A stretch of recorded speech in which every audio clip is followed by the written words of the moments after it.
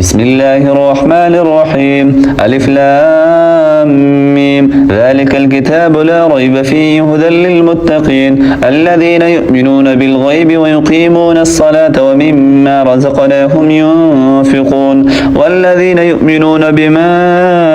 أنزل إليك وما أنزل من قبلك وبالآخرة هم يوقنون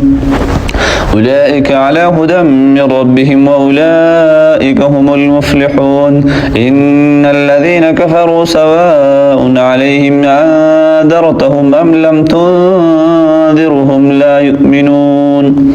ختم الله على قلوبهم وعلى سمعهم وعلى أبصارهم غشاوة ولهم عذاب عظيم ومن الناس من يقول آمنا بالله وباليوم الآخر وما هم بمؤمنين